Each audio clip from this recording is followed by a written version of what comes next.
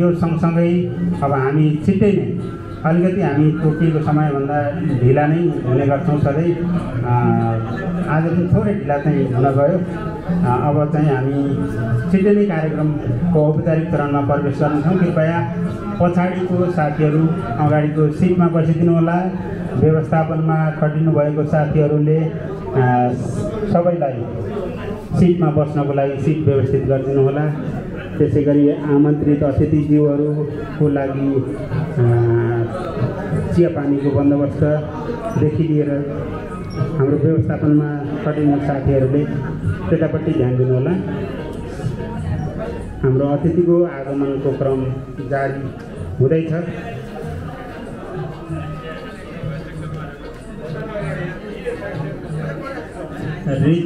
रित कुमार राईजी।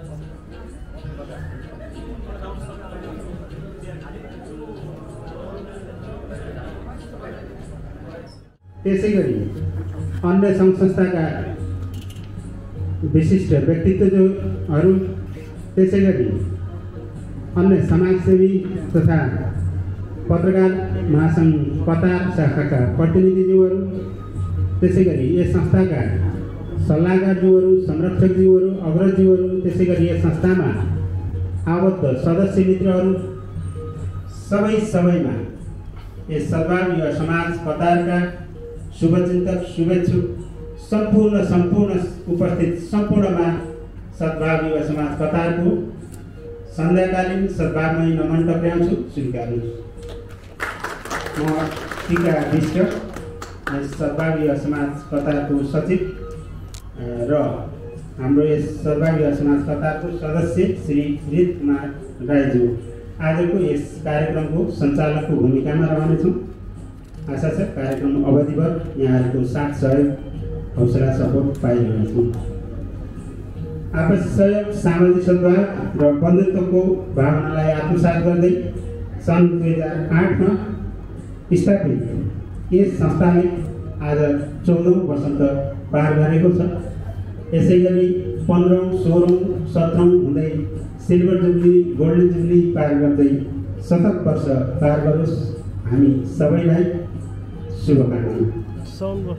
आपसी सामाजिक सद्भाव र बन्धुत्वको भावना मूल मर्म यस संस्था जुन अग्रजहरूले यसलाई आत्मसात गरेर स्थापना गर्नुभयो। संस्थाको 14 वर्षको इतिहास पक्कै पनि छोटो इतिहास होइन। संस्था यहाँसम्म ल्याउनको लागि अहिलेसम्म अनवरत रूपमा खटिनुहुने यस संस्थाका अग्रजहरूप्रति उच्च सम्मान पनि व्यक्त गर्दछु। आज हाम्रो यो वार्षिक साधारण सभा मनाइरहँदा यस संस्थाका परिकल्पनाकारज्यूहरू लगायत हाल दोहामै रहनुभएका अग्रजज्यूहरू लगायत दोहा छोडेर नेपाल गइसक्नुभएका सम्पूर्ण अग्रजज्यूहरूलाई हामी सम्झिन चाहन्छौँ।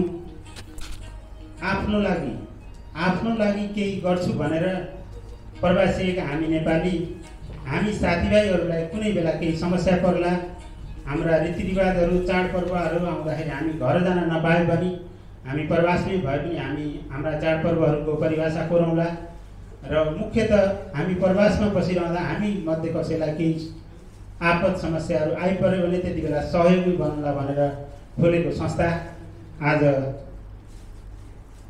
प्रवासमा कुनै व्यक्तिको चराइरहेको घाउमा मलमपट्टी बन्नेदेखि लिएर यो सद्भाव दुर्गम जिल्ला कालीकोटमा अस्पतालसम्म बनाउन पुगेको छ। आफ्ना सदस्यहरूलाई गर्ने सहयोगदेखि लिएर यो संस्था विदेशमा आफ्नो रोजगारी गुमाएर स्वदेश फर्किनेसम्म टिकट नपा आफ्नो साथमा त्यो टिकट किन्नेसम्म पैसा नभएर यहाँ प्रवासमा बस्न बाध्य जुन समस्यामा परेका चेलीबेटीहरूलाईसँग उद्धार गर्न यो सद्भाव युवा समाज कतार लाग्दै आएको छ। यसमा हाम्रो सबैजना हाम्रो अग्रजहरूले जुन भूमिका खेल्नुभयो, जुन तरिकाले हामीलाई संस्था चाहिन्छ, यसरी यो संस्था स्थापना गरेर हामी समाजसेवामा केही गरौँ भन्ने भावनाहरू लिएर यहाँसम्म आउनुभयो। हामी संस्थाका अग्रजहरूप्रति यहाँ प्रवासमा हाल दोहामा हुनुहुने र हाल स्वदेश फर्किसक्नु भएका संस्थाका अग्रजहरू तथा संस्थामा आबद्ध सदस्यहरू सबैप्रति हृदयदेखिको उच्च सम्मान व्यक्त गर्न चाहन्छौँ। अब भने आजको यस कार्यक्रमलाई अलिकति हामी तोकिएको समयभन्दा थोरै ढिलाउन पुगेका छौँ, तर समय त्यति धेरै लम्बिसकेको त होइन। तैपनि अझै पनि यसलाई अब ढिला नगरी आजको कार्यक्रमको औपचारिक चरणतिर प्रवेश गर्नेछौँ। आजको यस कार्यक्रमलाई हामीले 3 चरणमा विभाजन गरेका छौँ। पहिलो चरणमा हाम्रो अतिथि आसन ग्रहणको सँगसँगै कार्यक्रमको औपचारिक समुद्घाटन र अतिथि मन्तव्य सँगसँगै हाम्रो आज यस संस्थाका अग्रजहरूलाई हाम्रो संस्थापक सदस्यज्यूहरूलाई सम्मान कार्यक्रम राखेको थियो गत दीपावलीमा। यो संस्थाको इतिहासमै पहिलोपटक त्यो कार्यक्रम आयोजना गरिएको थियो। त्यति बेला अनुपस्थित अग्रजज्यूहरूको लागि सम्मान कार्यक्रम पनि यही पहिलो चरणमा जोड्नेछौँ। त्यसै गरी संस्थाका आर्थिक प्रतिवेदनहरू र वार्षिक प्रगति प्रतिवेदनहरू पहिलो चरणमा पेश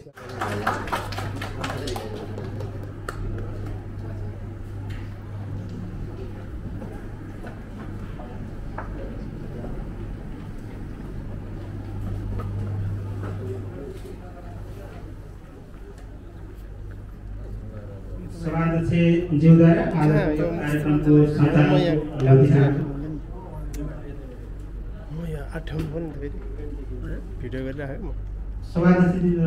कार्यक्रमको सञ्चालन मैले अनुमति पाइसकेको छु।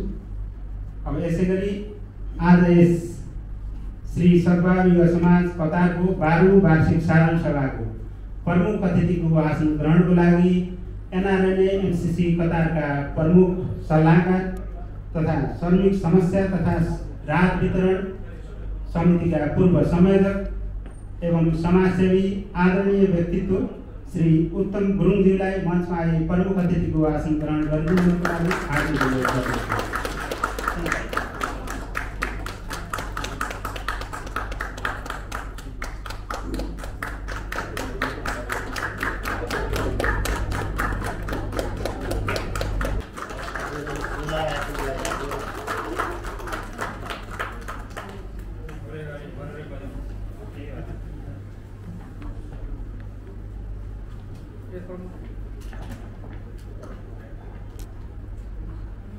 यसै गरी आजको यस कार्यक्रमको विशिष्ट अतिथिको आसन ग्रहणको लागि एनआरएनए एनसिसी कतारका महासचिव श्री पदम गिरिज्यूलाई मञ्चमा आई विशिष्ट अतिथिको आसन ग्रहण गरिदिनुको लागि हार्दिक अनुरोध गर्दछु।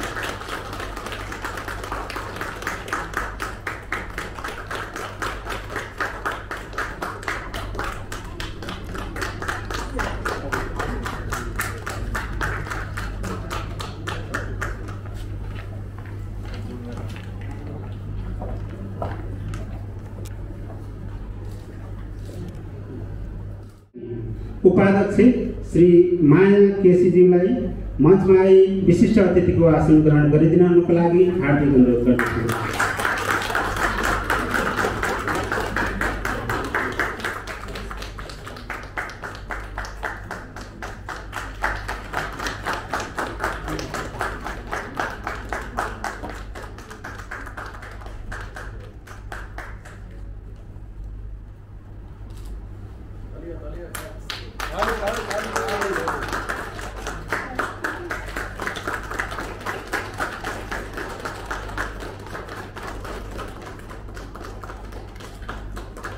त्यसै गरी आजको यस कार्यक्रमको विशिष्ट अतिथिको आसन ग्रहणको लागि पत्रकार महासङ्घ कतार शाखाका अध्यक्ष श्री करिम बकस मियाज्यूलाई मञ्चमा आई विशिष्ट अतिथिज्यूहरूलाई सत्कार गरिन्छ।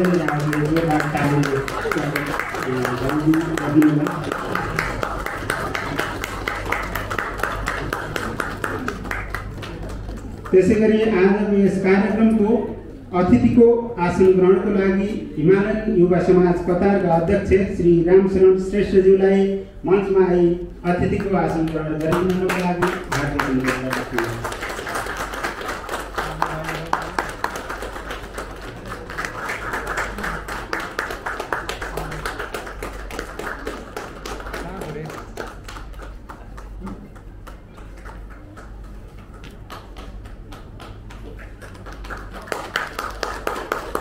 त्यसैगरी आजको यस कार्यक्रमको अतिथिको आसन ग्रहणको लागि Qatar Airways cabin service director पवित्र खड्काज्यूलाई मञ्चमा आई अतिथिको आसन ग्रहण गरिदिनको लागि हार्दिक अनुरोध गर्दछु।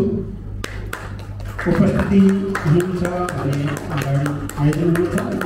अहिले उपस्थिति उहाँको रहेनछ। म पुनः पछि उहाँको उपस्थिति पश्चात पुनः आसन ग्रहण गराउनेछु। यसैगरी आजको यस कार्यक्रमको अतिथिको आसन ग्रहणको लागि तमु समाज कतारका कार्यवाहक अध्यक्ष श्री टोमाया गुरुङज्यूलाई मञ्चमा आई अतिथिको आसन ग्रहण गरिदिनको लागि हार्दिक अनुरोध गर्दछु। उहाँलाई पनि म अहिले उपस्थिति भइसकेको छैन, उहाँलाई पनि म उपस्थिति भए पश्चात पुनः आसन ग्रहण गराउनेछु। यसैगरी आजको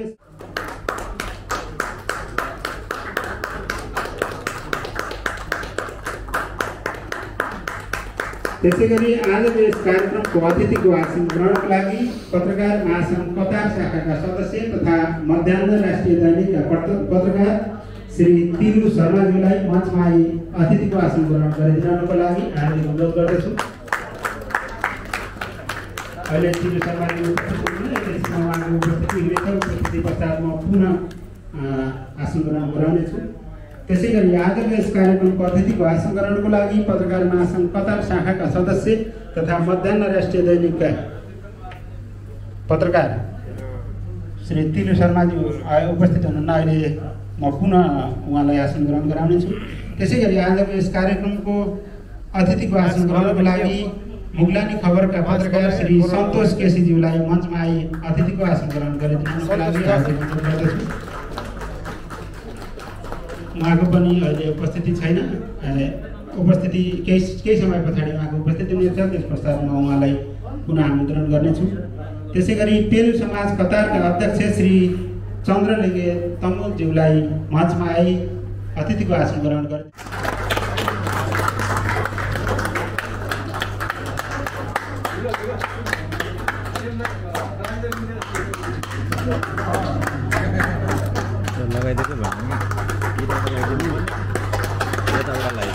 त्यसैगरी अतिथिकै आसन ग्रहणको क्रममा यस संस्थाका संस्थापक सचिव तथा वर्तमान संरक्षक श्री चोबहादुर गुरुङज्यूलाई मञ्चमा आई अतिथिको आसन ग्रहण गरिदिनको लागि हार्दिक अनुरोध गर्दछु।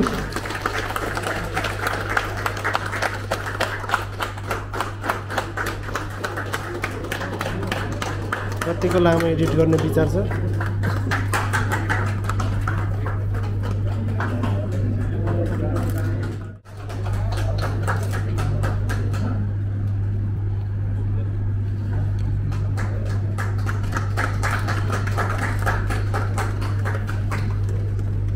त्यसैगरी अतिथि आसन ग्रहणकै क्रममा अतिथि आसन ग्रहणको लागि यस संस्थाका प्रमुख सल्लाहकार श्री सुरेश तामाङज्यूलाई मञ्चमा आई अतिथिको आसन ग्रहण गरिदिनको लागि हार्दिक अनुरोध गर्दछु।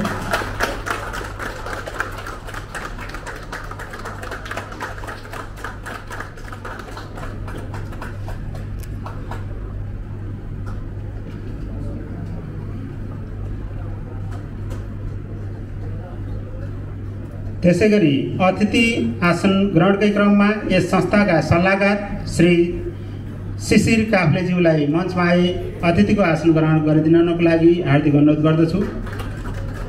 उपस्थिति भइसक्नु भएको छैन। उपस्थिति पश्चात म पुनः बोलाउनेछु।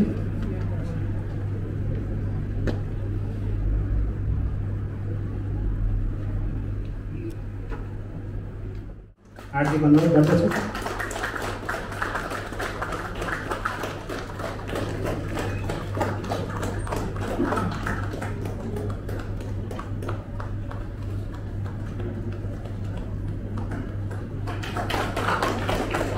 यसैगरी अतिथि आसन ग्रहणकै क्रममा यस संस्थाका सल्लाहकार श्री प्रेम सिंहज्यूलाई मञ्चमा आई अतिथिको आसन ग्रहण गरिदिनुको लागि हार्दिक अनुरोध गर्दछु।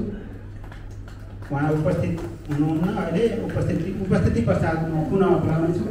म अहिले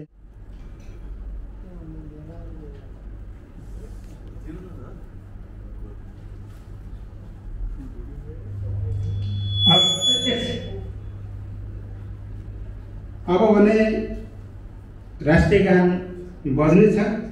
म तयारी गर्नु भन्दै हुनुहुन्थ्यो, उहाँले चेक पनि गरिसक्नु भएको रहेछ। ठिकै छ।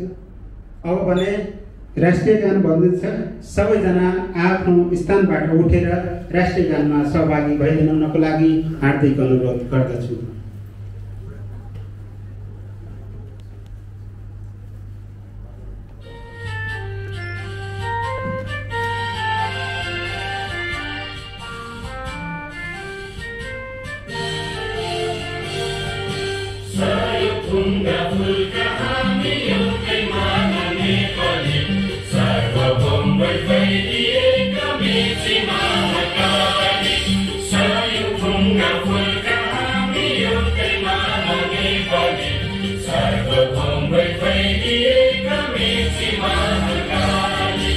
प्रकृति का कोटि कोटि संपदा